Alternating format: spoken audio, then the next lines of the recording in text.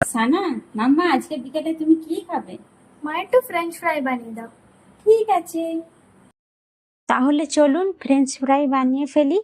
এই French fry বানানোর জন্য আমি এখানে 4টে বড় বড় সাইজের আলু নিয়ে নিয়েছি, ভালো করে জল দিয়ে ধুয়ে পিলারে পিল করে। এখানে আমি আলুর মাথা, তার দিকে, পিছনের দিকে, সাইডের দিকে, সব দিকে আলু আমি কেটে ফেলে দিয়েছি, যাতে ফ্রেঞ্চ ফ্রাইটা দেখতে খুব সুন্দর হয়। তার জন্য আমি এখানে লম্বা লম্বা করে কেটে, তারপরে সাইড বাই সাইড করে এরকম লম্বা লম্বা করে কেটে নিয়েছি।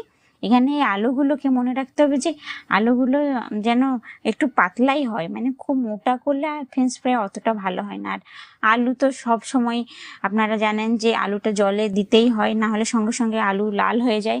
তাই আলুটা জলের সঙ্গে সঙ্গে ভিজিয়ে দিলাম, জল বদলে 2-3 বার ধুয়ে জলে ভিজিয়ে দিয়েছিলাম, একটুক্ষণ ভিজিয়ে রেখেছিলাম।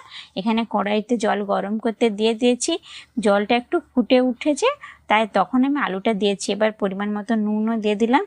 আর একটা জিনিস মনে রাখতে হবে, এখানে আলুটা 80%ই আমাদেরকে সেদ্ধ করতে হবে, ফুল সেদ্ধ করলে হবে না। এই 80% সেদ্ধ হয়ে গেছে। আমি এখানে একটা ঝুড়িতে আলুগুলো ছেঁকে নিলাম। এবার আলুগুলো একটা টাওয়াল মেলে ওই টাওয়ালে শুকোতে দিয়ে দিলাম।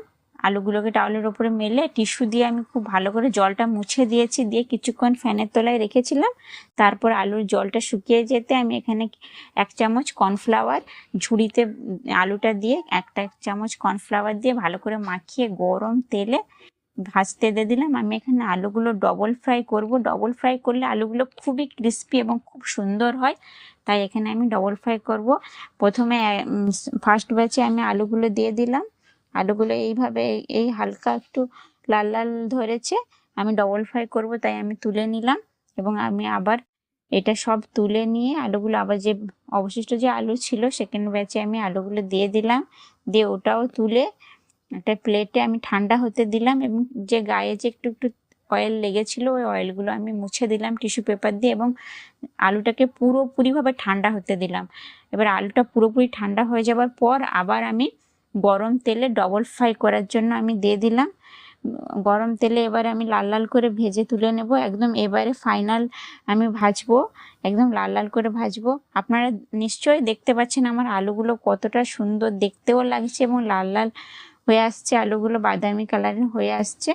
আমার আলুগুলো এবার লাল লাল বাদামি কালার হয়ে গেছে, খুব ক্রিস্পি হয়ে গেছে আমার আলু। আমি তুলে নিলাম, আলু ভেজে আমি তুলে নিয়েছি। এবং আপনারা আওয়াজটা শুনে বুঝতে পেরেছেন যে কতটা এই আলুটা ক্রিস্পি হয়েছে। আমি তো বলবো এটা দোকানের থেকেও ভালো হয়েছে। আমি এখানে গোলমরিচ গুঁড়ো এবং চাট মশলা দিয়ে খুব ভালোভাবে মাখিয়ে নিয়েছি।